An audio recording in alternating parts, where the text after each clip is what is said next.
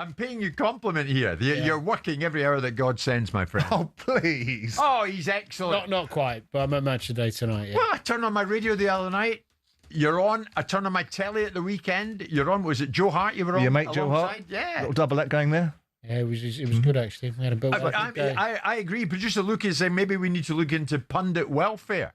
Maybe you're doing too much. Bring it up with Martin, see how he feels about it. When I see him and Joe Hart on Match of the Day, it reminds me of John Steinbeck's book of Mice and Men.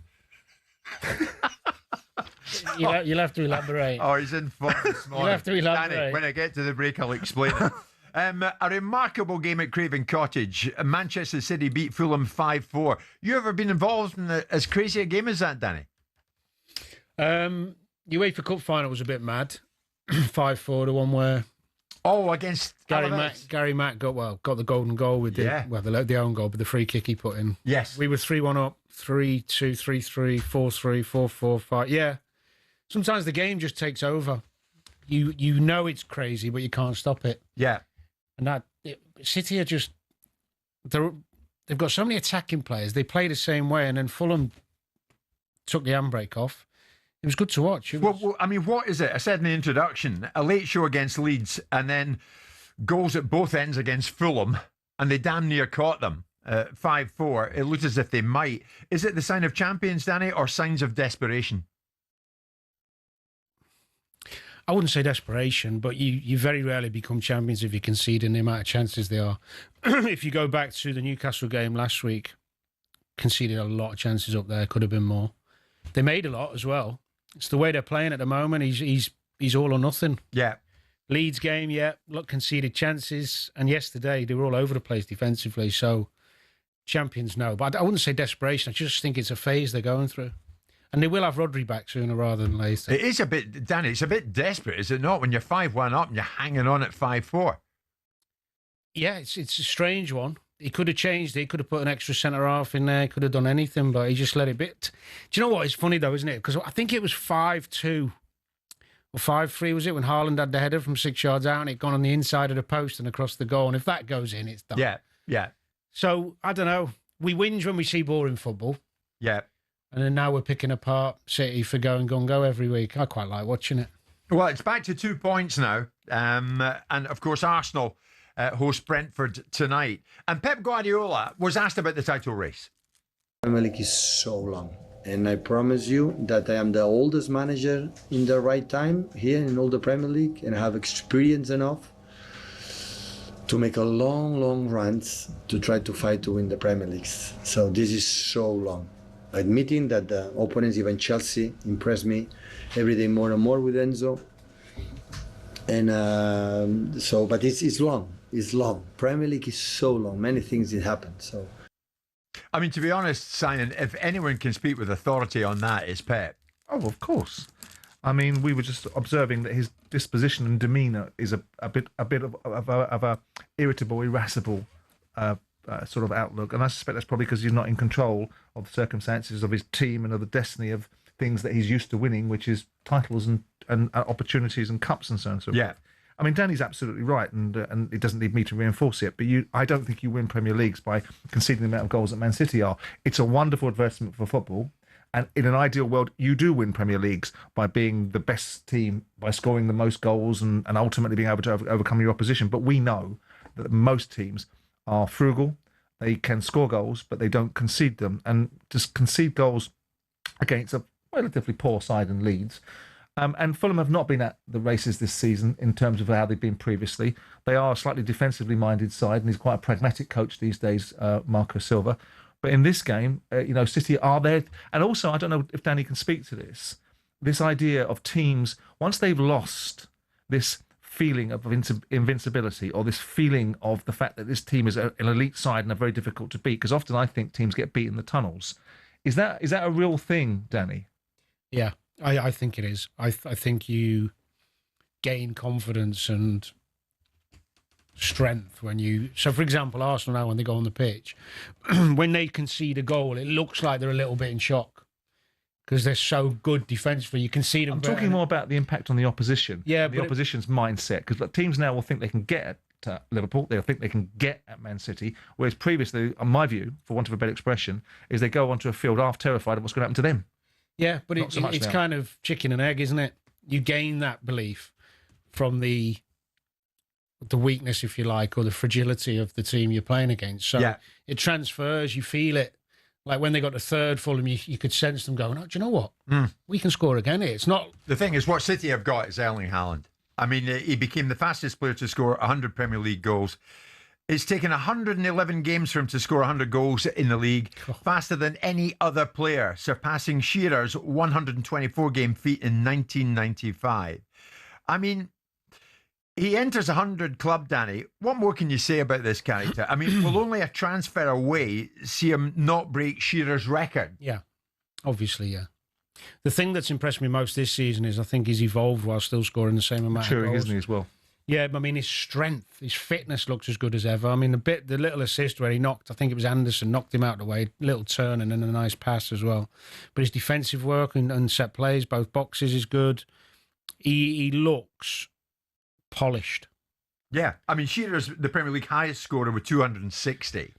So It's he's some distance behind that, but he'll close in it, and only if he moves. Simon, I don't think he'll be. Will that deny him? Well, I agree with that, but I also think that when Pep Guardiola departs, and I think that will be within the next 2 years.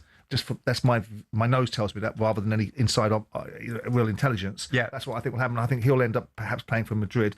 But to compare to Shearer is an unfair comparison because Shearer only played in the Blackburn side that was for a period of time elite. He played in a brand of football where it wasn't accepted for the top players to be scoring the amount of goals that they seem to be scoring, whether it's Lewandowski, whether it's Harry Kane, or whether it's Erling Haaland. So to draw the comparison between Shearer, statistically, evidently we have to do that.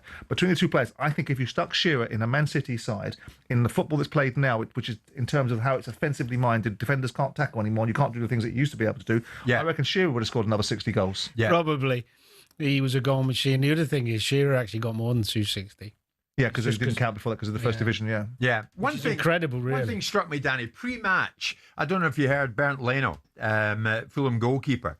He was talking about Fulham's ambitions as a club, and he was talking about Marcus Silva. Have a listen. Absolutely brilliant what he has done to the Fulham club, and I think everyone has to appreciate him, like every fan, what he's doing here. And you can see the hunger, the fire he has every day here, because whenever you switch off or you relax a little bit, he's in your neck. He's and everything, and I think that shows his mentality, his ambition, and all that stuff. He's a fantastic manager, and unfortunately, at some point, he will leave because I'm pretty sure that he will be in one of the biggest clubs in the world because he deserves it. But as I said, everyone at Fulham Football Club is so happy that he's here, and hopefully he will stay here for even longer. So, I mean, his future is up. He came in with that, albeit at the end. Hope he stays longer. His future is up, Marcus Silva, at the end of the season. But then you've got one of your own players saying, yeah, but the worry is that he'll go on to something bigger and better. How did that sound to you? One of his players saying that, bigger and better. And this is a Fulham player. Sounds fine. Sounds absolutely fine. He's just waxing lyrical about him, isn't he? He's complimenting him. He couldn't speak more highly of him. I think he's just got a little bit carried away, not thinking about the wording of, he's going to go to a bigger club. But there's some reality around it, isn't there? It's sensible. It makes sense. Bigger and better was Brentford. I mean, let's get it right. There are 6 to 8, 10 clubs in the Premier League that are infinitely bigger than Fulham are, and not Fulham are ever likely to be, with all due respect to Fulham and their fan base and what Mohamed Al Fayed did 25 years ago by pulling them out of Division 3, as it was at the time, and banging them up through the table with Jan Tagano and Kevin Keegan and whatever else. But it's a statement of fact. Now, if he lands at a sideways club, then everyone can get the needle. If he goes to Liverpool or Arsenal or Manchester City or one of those clubs, then there's nothing wrong with what the fella said. And to be honest with you, it's a revelation to hear players actually saying something nice about their managers and being complimentary.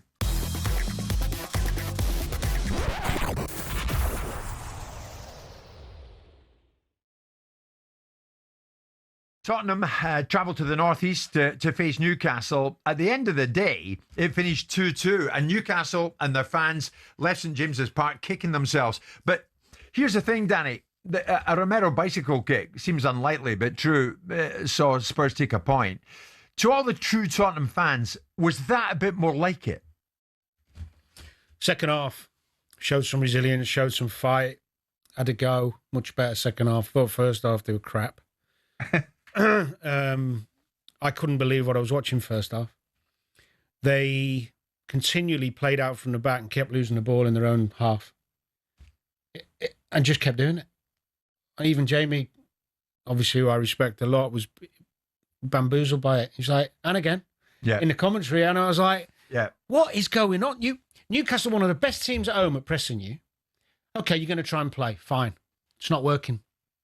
Keep doing it. I mean, it was a repeat of the Chelsea home game. Anyway, second half they improved and they mixed the game up a bit more and got out there with a point, which is something. But it's all going to be about what they do at home. They've actually only lost in the league one game away from home. Away from home ain't no problem. At home, where the expectation is high and the fans are demanding a certain style and a certain energy and front foot football, they're struggling. They are struggling with that. Well, even last night, the stats tell you. I mean, Spurs created little in the game, but they produced 2 shots on target and 2 goals. This was Thomas Frank post-match. I really like the character and the mentality in the team. What they showed after 3 tough games. I think it's been to go here to the 4th game in 10 days, the 3rd away game. A very difficult place. Go down 2 times or get behind 2 times and come back. It shows everything about the willingness and the mentality in the team. So let's look, Danny, at what they're doing. A spirited defeat to PSG, a second half improvement against Fulham, a fight back last night at Newcastle. Are they little wins or are we clutching at straws here? I think they've got a way to go to get the fans back on side. They've got enough quality to be doing better than they are. That's the point. Nobody's expecting them to win the league, but they've got enough good players in that squad to be doing better. Their home form's been horrendous. Their confidence has fallen off a cliff, and they've got to find some belief. It's a massive game for them at the weekend against Brentford. Huge. So they've got to follow up that good feeling of last night. I mean, the equaliser, a bit of luck off his shin, but so what? You could argue they shouldn't have had a penalty anyway, but I think we'll come to that in a minute. But I mean, I'm just thinking of Spurs, Danny, and Thomas Frank. Is it going to be a case of short-term pain, long-term gain? I think so. I hope so. Everything I've seen about Thomas Frank's Brentford over the last 2 years has been an evolvement. They were pragmatic to a degree at one point, and then as he got more established in the Prem and brought in more players and had more quality, they played good stuff. He's got to find that balance at Tottenham between, the pragmatism and pleasing the fans without being too cavalier and conceding a load of goals like Ange did. Yeah. In the last few days, Danny, did you like hearing what he was saying, pushing back on the fans who were booing certain players during the game? No, I thought that was ill-advised. I like Thomas Frank. I think he speaks brilliantly and openly and honestly nearly all the time I hear him. He's a breath of fresh air in many ways. But talking about that was, yes, in reality, we all know booing doesn't help a player, of course. But to dig out the fans in the predicament you're in, no. Think about the bigger picture. Try and keep them on board. You were saying virtually the same thing, Simon. Well, players do it on the field, then speak out. Very few players have been through the career without having a spell where they've had a bit of stick. You've got to show some resilience. And the fact is with Vicario, it wasn't one bad game. He's been bad all season. He's been poor, and the manager should take responsibility. He should have taken him out of the firing line a month ago. He can't come for a cross. He's nervous as a kitten with his feet. No wonder the fans are edgy with him. He's a decent shot stop, but he should be as a goalie. But he should have been pulled out of the firing line 6 weeks back because he's been poor, bang average. So he's got to take some responsibility of that, but he shouldn't have dug the fans out because he's given himself a bigger mountain to climb. What's going on at Newcastle? I mean, this morning they remain 13th, Spurs, incidentally, 11th. But is it right that Eddie Howe is facing far less scrutiny than his counterpart, Thomas Frank? Yeah. Is that right? Yeah. Why is it right? Well, because he's growing. I think Eddie's growing, and they won a trophy last year. They're getting more regular Champions League football. The fans are happy. They see a team generally trying to play good football and play on the front foot. But Thomas Frank hasn't had a chance to grow yet. Exactly. Eddie's had plenty of time. I mean, is it the English thing that he doesn't come in for it? because he's a favoured son. He's an English manager and a popular one at that. The likeability thing comes in with Eddie, doesn't it? Well, I think Tottenham fans have been disgruntled for a long time now. So whoever keeps coming, the constant disappointment. But Eddie gets more of a pass, doesn't he? Is that not true, Simon? Yeah, but he's brought silverware to a city. But I think he's done more at Newcastle than been done at Spurs in recent times. Now, obviously, Spurs won the Europa League last year, but Newcastle also came from a position where the fans were in deep gratitude for anyone that wasn't Mike Ashley, and so that anybody that didn't work for Mike Ashley subsequently got the pass that previous managers didn't. And of course, Eddie took them away from what was considered to be a consignment of relegation in his first season, then stuffed them into the Champions League the following season, became everyone's almost favourite second team because of their style of play. I still keep harking back to that game where they really took it to Man City a couple of years ago when Man City were untakeable to. Yeah. And Newcastle went at them and really had a go at them. They got into the Champions League. They were unlucky in the Champions League. They won a trophy. I really don't think it's about... I don't really think it's about Eddie being English. I think it's about the fact that Newcastle have been asleep for so long as a football club, went through a period of 14 years where they loathed the owner with Mike Ashley. They've got a new breed of optimism, and Eddie has galvanised a forward-moving club with decent play, with decent aspiration and winning things. They're in the Champions League this year. Whether it's us, whether we are getting caught up in our own noise and saying that actually the scrutiny is less on Eddie Howe than it is on Thomas Frank because we spend more time focusing on Tottenham. I don't know. I don't know what the Tottenham fan base is doing. I don't know whether the Tottenham fan base is up in arms about the performance of Thomas Frank's team currently, or whether the Newcastle fans that I heard rumblings at the beginning of the season are beginning to think that maybe, because I still think, as much as I like Eddie Howe now, I'm a convert in that respect, that he won't lead them to the Holy Grail. And that's not because of Eddie's inability. You still think that? Well, I don't think he can. How can he? Who's going to give him that opportunity? You're not going to get another Leicester anytime soon. Talking about Vicario, the Tottenham goalkeeper, Danny was suggesting that maybe Thomas Frank should have popped him out the team sooner because of the indifferent season in Danny's eyes that he's been having. There's a message in, Danny.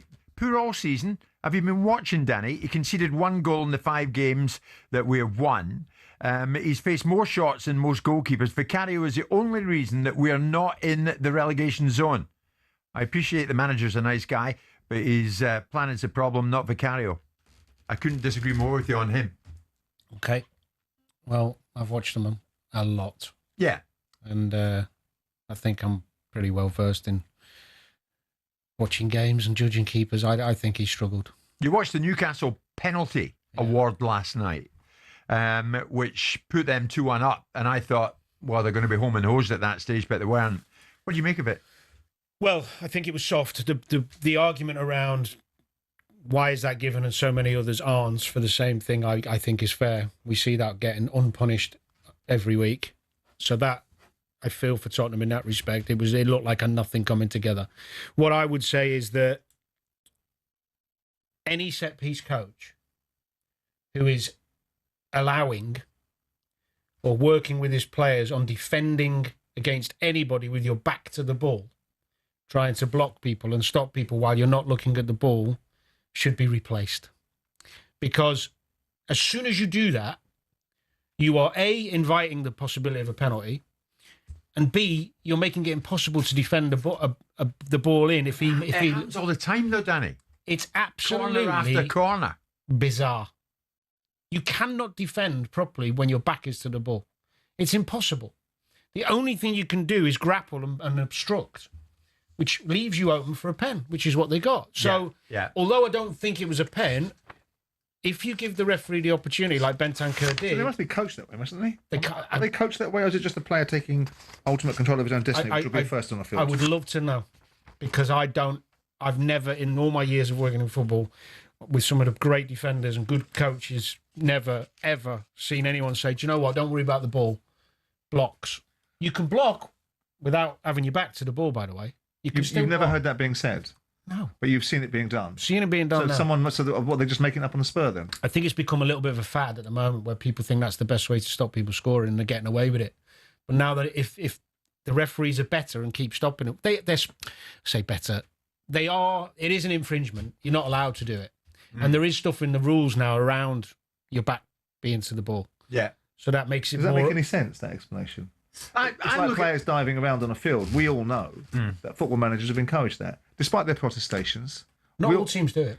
well, they may well not do now, but over a period of the last 20 years, we have watched in front of us, unless we've all suddenly turned to being the blind leading the deaf, we have all seen players diving left, right and centre. Oh, diving, yeah. Yeah, that's my point. So that would be said, if we asked a football person, a football manager, whatever they are, a football person, and said, what do you think about diving? They say, that's outrageous. But we know that it's created and curated on training grounds. So you can't tell me that players operating in a certain way in a penalty box isn't created and curated on training grounds. Well, I'm saying I don't know. It must be.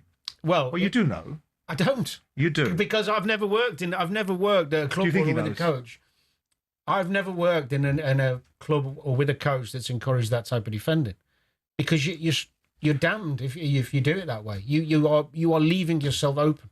But it's so prevalent that the counter argument. Well, Arsenal don't really do it. Liverpool don't do it. Possibly, but then lots. They're two exceptions. But most clubs do. Danny. I believe you that on a training ground you've never seen this. Right, let's get round together, and this is what we want to do on match blocking. day. Yeah, blocking is right. Blocking is something that's worked on. So isn't the alternative then? If my point is somewhat moot, wouldn't it be discouraged? It should be, yeah. But it's so prevalent. But I honestly don't know if it's a set piece coach saying to one or two of them, "Look, stop him by any means necessary. If you have to turn your back, turn your back." I can't see it, but if it is, they need replacing because that is the most ridiculous way. Do we have defend. repeat offenders? Do you know any repeat offenders in the place that we watch every week? Go, Christ, done it again. There's a few teams who do it more than others. Yeah, irrelevant of the person. It seems these days, whenever there's a corner, whatever game you're looking at, there are shenanigans in the box.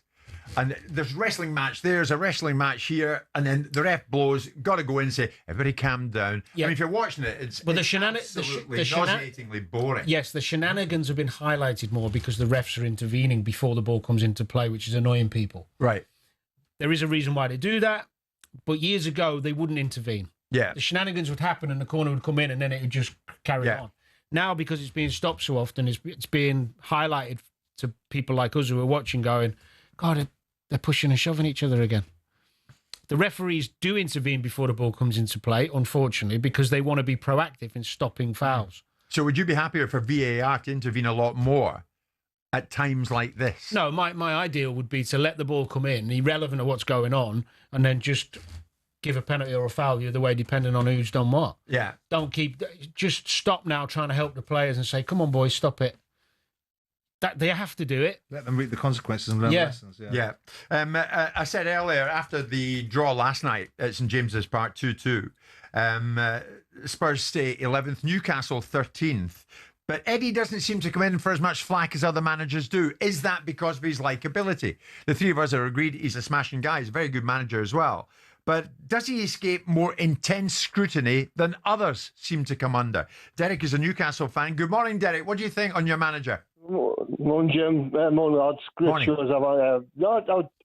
You kind of just keep chopping and changing the manager because a goal, although it was ended up in the back of the net, it was a bit of a fluky corner. Lucky. It triggered in. The defender there, but they couldn't get that feet clear to get rid of it. Just one of them things. But long term, Eddie's bought time by winning the Carabao Cup last year.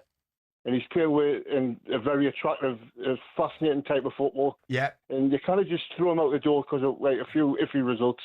No, if sure. You'd have a manager left in the job after 3 weeks, I mean 3 years or 4 years. And what the manager's got years upon years and got time. They want rid of them now after one or two bad results, and it's ridiculous. Eddie's doing a great job. He's playing some of the best football. And the one thing he's got is every player. I speak to people about this, and I say that Eddie's got one thing and going for him, that every player when they put that shirt on their back, they give everything they've got. They may not play well every week, may not play the best ability, but they're giving every. But they give 100%. Derek, good call. Thanks for that. Here's Alex, another Newcastle fan. Good morning, Alex. What's your take on it? Morning, guys. Good show as always. Thanks, Alex. Simon, I really like listening to you as well. Thank you.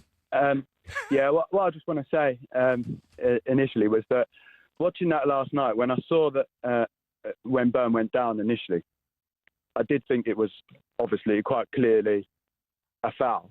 Although with the ref not giving it, I felt it should have just stayed like that. And I think this is the problem with VAR. When they've got involved and given a penalty for it, I don't think it was clear and obvious that if that on-field decision would have stood, I don't think that everyone would have been up in arms saying, how's that not a penalty? Yeah. So I just think that bringing in VAR, this wasn't the purpose of it. It wasn't to overturn decisions like that. Sure. No, fair point. What about your boss? What about Eddie? Do you feel that because Eddie is so well liked and so highly rated, and he is, but he does seem to escape less intense scrutiny than others? I don't know if you agree, Alex. I don't know if he does really, because among the Newcastle fans, there are a lot of Newcastle fans that I've heard saying that they want him out and things like that. But I don't think that our season, we started like this last season quite slow as well. We've not been very good away from home, but you give him time and he sometimes gets it right.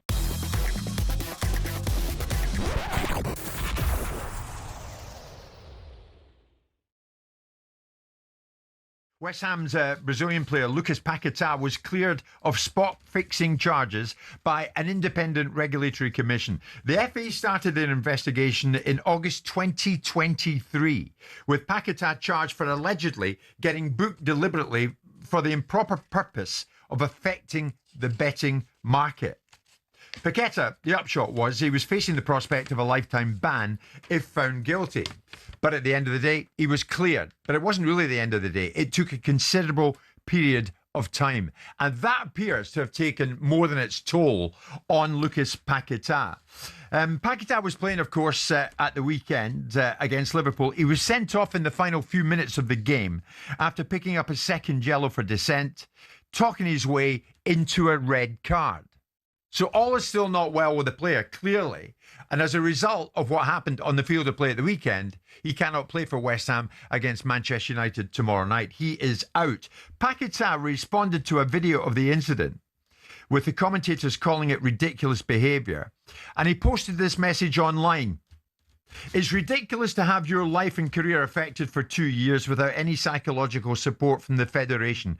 Perhaps this ridiculous behaviour is just a reflection of everything I've had to endure, and it seems have to continue enduring. I'm sorry if I'm not perfect.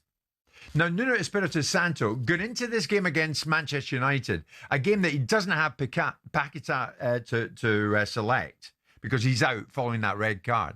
Nuno spoke about this. I spoke with Lucas. Lucas spoke not only with me, but to all the teammates. First of all, he apologized. He's aware of his mistake. But we as a club, first and foremost, we protect our own. And that was, we solved the things among ourselves. And it's clear that everybody understood that in life, everybody's aware that can happen mistakes inside of the football pitch. Sometimes the emotions, you cannot control it. But at the same time, everybody deserves a chance. It's not okay. It's not okay. He's suffering. He's disappointed, he's sad, but he realized the mistake that he made, and he's willing to move forward. This is what sometimes people are aware of all the problems that football players endure. But Lucas, I think, is going to overcome this situation. At the club, we have all the support that the players need. Not only Lucas, but all of the players in the squad, the staff. We have processes in the club that help and are willing to provide assistance here in the club. We had a good conversation. The squad supports Lucas. This is what more important, that your teammates recognize them and support them. So we move forward. Let's not speak anymore about this. And that was that. But he did speak about it for a period of time there. Paqueta, he says he's not okay, Simon, and he's suffering. But Lucas will overcome the situation. Paqueta clearly has some issues here to deal with. If he was excuses to make for his behaviour on the field, but had nothing to do with anything that's happened in his past. So if it was your player, how would you deal with it? Well, I understand why Paqueta was bitten back against the observations about him on social media, because that's what they do. There should be a more maturity about, listen, there's a zero-sum game here. I have got myself sent off. My behaviour was ridiculous, and I am going to get commented on.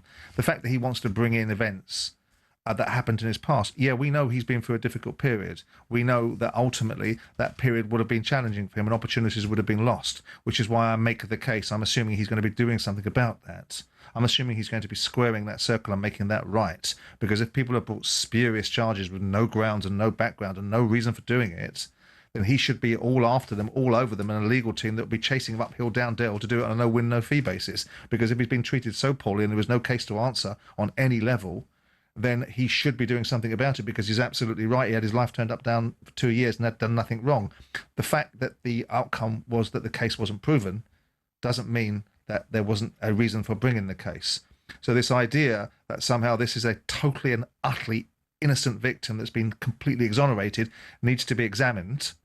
But if he feels challenged by it, then he's well within his gift to rock up to the PFA, like I said the other day, and say, where's my union representing me in this situation? Why didn't you help me with my struggles and travails during this period? Rather than asking the FA, the very people that were bringing the charges against him, I imagine for good reasons. I don't suppose they alighted upon Paqueta and went, well, we don't like you, so we're going to single you out amongst all the thousands of footballers in the Premier League, and we're going to single you out specifically, and we're going to make your life a misery because something about you within the confines of the FA means we don't like you. Right, by your tone, I am reading into this that you're not having Mr. Paqueta. Well, I'm having legitimacy. If people have been treated poorly and been treated unfairly, and there's been no legitimacy what people have done to them, then I'm all for the underdog being looked after.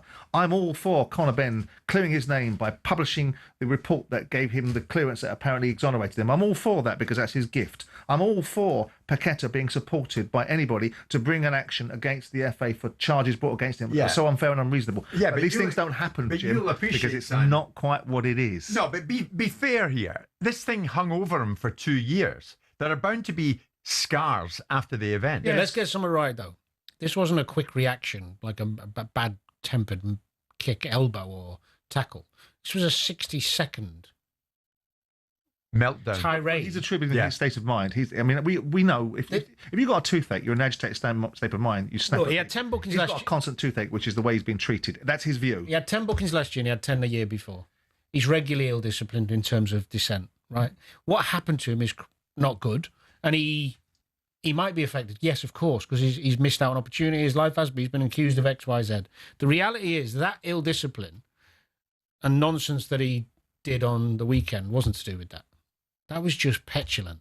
That was the most ridiculous double yellow I've seen in a long time. That's why we must separate the two. And he let his teammates. We mustn't let people get excuses. We know that he's had challenges. I mean, I don't know how some of them keep their face together when they read out some of this tripe. I suspect it's part of the job as a manager to prostitute yourself and not say what you really think, which is pack it on. We've all got to get on with things in life. We need you as a football team, and the football club supported you in the last 2 years, and it's really the football club that's been impacted alongside you. And we don't hear the football club complaining about it. We hear the football club getting on with it. But Nuno had the chance, Simon, to separate the two, but didn't. He can't. And then said, he's not okay. He's suffering. You don't buy that. But I don't. I mean, listen, I loathe that sort of language because there's people. Do you not buy it? Well, I think he might feel he's a victim of circumstance, yeah. I think people convince themselves of narratives and then believe those narratives to be true. If there was no case of any shape or form to answer, then the FA should be held accountable for this because it's outrageous. How dare you bring a charge against somebody for no reason? How dare you bring a charge against somebody with no background knowledge? How dare you go on a witch hunt and use this poor sod as a poster boy for it?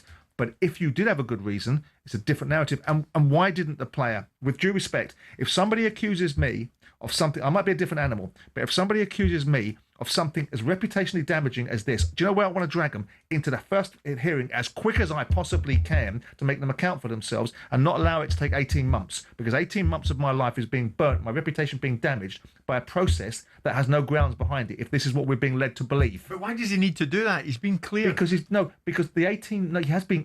been told the actual he was cleared. No, he wasn't cleared. The case wasn't proven. It's a very different. If he was cleared and exonerated, then he would be cleared and exonerated. He hasn't been found guilty. The independent regulation, that's different from being cleared and exonerated. Maybe he's had enough of it and doesn't want to go back into a courtroom and start getting after if you people. are going to say to me that the fella's been reputationally and spiritually and mentally damaged for 18 months, I wouldn't have allowed it to go 18 months. I'd have been on the front foot saying, you want to have me on this. I've got no case to answer here. You cannot allow this to go on for 18 months. I need to see this brought to a process. But not everybody's you. Well, and when his manager says he's not okay and he's suffering, you say you loathe language like that. But he did say he didn't excuse his expulsion. What's gone on? So it's kind of a contradiction. It's kind of a contradiction. That language. It's a contradictory statement. I'll tell you why I love that language. Because there's people in this world that are really suffering, that are really challenged by the very nature of their existence. Being a footballer, being paid £100,000 a week whilst on a disciplinary situation is not the same. And football seems to adopt this shtick of saying suffering, and I use it in such a flagrant and weak way to explain the vigours of an industry, which is on the whole is so wonderful for them that it gets on my tits. The way they utilise it and explain it to people that are. And that's an impressive pair. So you don't buy into what he's saying when he says, but everything I've had to endure. And I have to continue to endure. I do. It's frustrating. But I also buy into people that are leaders and are resilient. And to be a Premier League footballer is a bloody hard thing. They're such elite athletes with elite mentalities. And after the battle, it's not about their talent, it's about their mind. And to become an elite player, has a resilience. So get on with the adversities in life, because I tell you what, when you finish playing football, you're going to have a lot more of them, because you're going to be out of the rarefied air. From West Ham's point of view, is he a player worth fighting for? He's a good player. Absolutely. Yeah. So if it was your player, they need him. Oh yeah. If he was your player, you wouldn't be talking like this. If he was my player, if he was in your office, you wouldn't be shape up, son. I would. You would be. I would. Of course, I would. And that's not one. Listen, I don't go down the one-size-fit-all dinosaur mentality of pull yourself together. Yeah, but publicly, you'd be saying what Nuno's saying. I wouldn't be saying what Nuno's saying, because I don't have to prostitute myself as an owner. As a manager, you've got a different relationship. I don't have to do that as an owner. That's why owners keep away from the media when they don't have to be in the media. So if I'm saying to my player, I'd first of all, I'd be fighting for my player. If someone had the audacity, they did it to Andrew Johnson once, and someone had the audacity to take on my player, and I dragged them kicking and screaming into court and made them apologise. Not the player, me. If that was my player, and that player was being accused of something I'd done, I would be on the front foot. The player wouldn't need to be.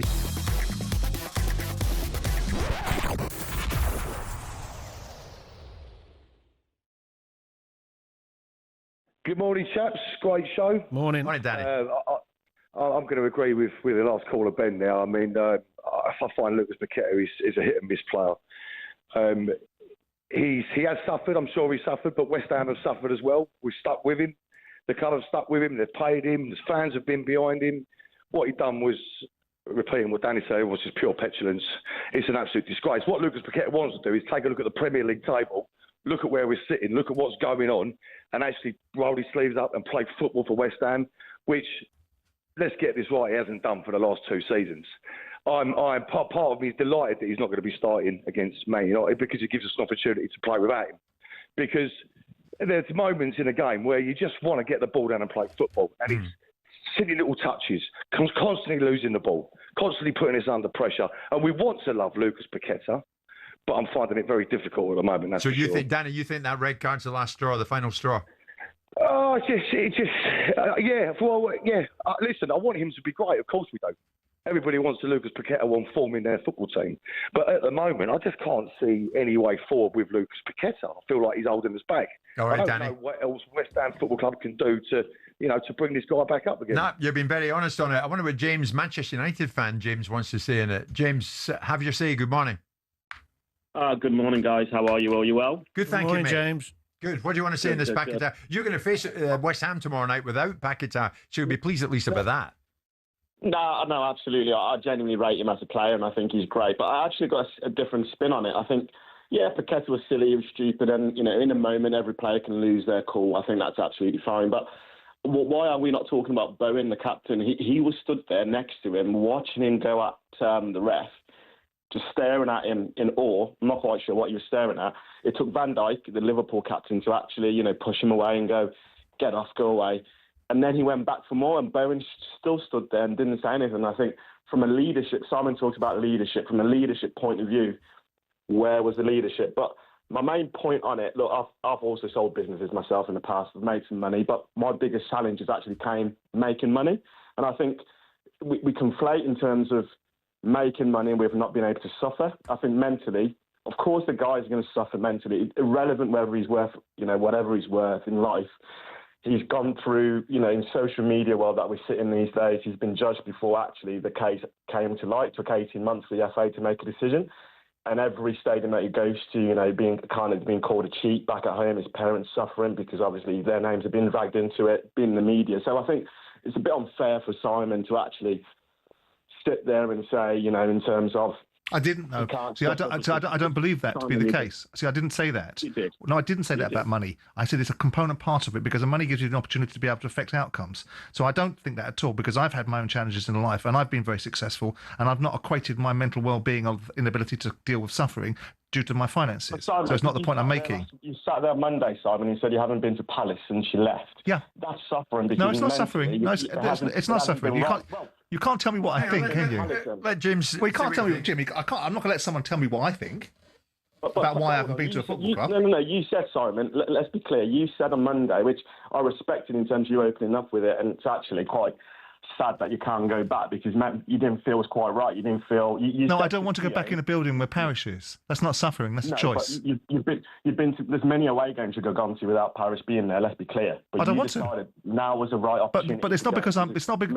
But don't be silly. You can't tell me what I think. It's not because I'm suffering. It's because I don't want to. You said it. You said mentally you weren't right to go. And Keown no, I said I don't want to go. I don't want to go. It's not suffering. You can't tell. I can define my own version of suffering. If you want to take it that way, that's up to you. I don't know why this subject is turning on to me. And it's not about money. That's a very lazy observation on my part if you think that's what I've said. And it's a lazy assessment of what you think I've said. It's not about money. Simon. You said he's paid very well. No, I said as a component part of someone's ability to be able to fix their problems, because in the end, when it comes down to it, you have to fix your own problems. People can't fix them for you. And one of the beautiful things of being in a situation where you are able to affect outcomes, some people suffer mentally and they're not able to fix it because they don't have the bandwidth, the resources, or the financial acumen. A footballer in an environment where they are constantly supported and have the resources are able to find those solutions. That's my point. James, I tell you what, I'm glad you listened so closely, though. That's completely wrong. Believe me, I've made more money than footballers ever will. And I had the resources, and I still couldn't find mentally. It doesn't make me I'm sorry to hear that. It doesn't make me a weaker person because I've achieved more in life than most of the people in the country would do. But ultimately, it didn't make me weaker. It just made me. I suffered because ultimately, just not because of the resources I didn't have or did have. It was just tough, and at that moment in life, it was tough. And I've come through it similar to yourself. You've been through it, and I'm fine again. But I just think I'm pleased for you. I cringe when I hear people say footballers can't suffer because, or they use the word suffer because they are multi-million-pound footballers who should be mentally. I think it's absolute rubbish because ultimately they are all humans just because they're playing. No, shall I tell you why I object to it? Because I think the football industry creates a rarefied air, and Danny can attest to this too, that takes them away from the responsibilities of the real world, takes them away from the consequences of good and bad behaviour, and puts them in an environment where they're not accountable for it. And I think the industry has a lot of questions to answer. And I'm pleased that you have a different view, because if everybody had the same view, the world would be turning to one beat, wouldn't it?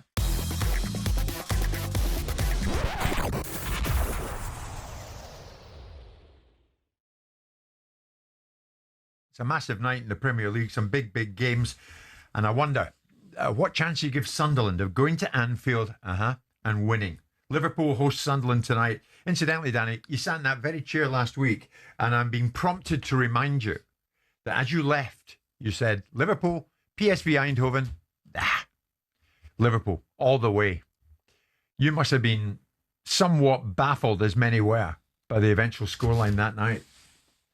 Well, especially the second half capitulation. That was not something I saw. I thought they started the game well, played pretty well first half, but when they went behind in the second half, they repeated similar mistakes that they've done for a couple of months now. So it would be silly to be overly confident tonight, especially playing a side that's full of confidence. I actually did their game at the weekend, and to come back from 2-0 down, they showed some spirit and resilience and fight, And the subs are good. They've got decent strength and depth. I know they're going to lose a few to Sunderland lads, AFCON. But it's a tough game for Liverpool. Oh, it is. It is. It's a tough game. I mean, Sunderland have surprised so many people, not least ourselves here at talkSPORT, the way they've gone about the job. Liverpool went about the job at the London Stadium at the weekend against West Ham without Mo Salah in the starting lineup. And going into this game tonight, Slot was asked about that and how Salah was far from happy at being left out. Of course, a player isn't happy he's not playing. He wasn't the only one who wasn't happy that he wasn't starting. I can tell you, and that's normal. But the way he behaved was as you would expect from a professional he is. But he was very supportive for his teammates. Handled himself really well during the day and yesterday in the session as well. So you cannot be a player that's available every 3 days and play on that high standards if you go with your emotions. But for Mo, he's so disciplined, knows what to do to stay fit, and no matter if he plays well, doesn't play well, if he plays or if he doesn't play, he will always be that top professional, and that's what he was in the last 2 days. Where's it got to, Danny? has it really gone on Mo Salah from can't live without him to do we really need him? Well, no, I think it's probably somewhere in between. I think right now it's game by game. I think Slot has to look after number one, which is himself and his job, and pick a team that's hard to beat. Himself and his job? Well, yeah, because they were losing so regularly that it was becoming a question mark. So they've got that win at the weekend. I don't see, if everyone's all right, why you change it. So you don't see him reinstated tonight? No, because it was more stable, it was more secure, it was more rigid, that formation. So Bosley played on the right and he does the running like nobody, like anybody, nobody can. His physicality is incredible there. So Gomez behind him, the right side was shut off. It was no danger. Left side was a little bit more vulnerable, but not really. The shape was good. They weren't as cavalier in their attacking. They didn't make that many chances. But that's when you're struggling, that's what you have to do. I'd be amazed if he went back to being more expansive. And you said there, from Slot's point of view, he's got concentrating the job in hand and his job. Well, yeah. In other words, holding on to his job. And I want to touch on that before we go, because Jimmy Carragher, before the West Ham game, in his Telegraph column, Arne Slot has a week to save his job. It's hard to believe that sentence is being written, but Liverpool's next three, West Ham, Sunderland, Leeds, anything fewer than 7 points will make an already unacceptable situation untenable. So they get three in the bag at West Ham. But is it that dire? I think that's about fair. Yeah, I think he's probably spot on. So he's looking for another 4 points from 2. Minimum. Yeah. Sunderland and Leeds. You're playing a promoted side at Anfield where you've for a couple of years now, the form's been tremendous. You can't lose that game. So he's got 3 tonight. If he draws against Sunderland and draws against Leeds, is he gone? I don't think so. But I think from a fan's perspective, the disappointment and the question marks will grow. Because if you can't beat either of those teams coming up, there's got to be huge questions. Yeah. With the quality they've got in the squad. I think, Simon, having got 3 against West Ham, sorry, Sunderland and Leeds fans, they will crack on with 3 and 3 makes 9. Maybe. And then the turnaround is complete. I mean, Sunderland are a very strong side now, full of belief. They won't fear going to Liverpool. They won't fear going to Anfield. And they won't fear this Liverpool side right now because Liverpool haven't given them anything to fear in recent times. True. Now, whether the atmosphere catches some of these players, who knows? But I mean, look, Jamie makes a point. It's a reasonable point to make that if you don't beat this opposition, you're in jeopardy. It depends upon the mindset of the ownership. If they believe in Arne Slot and they believe that he has the right to find his way through it in the same.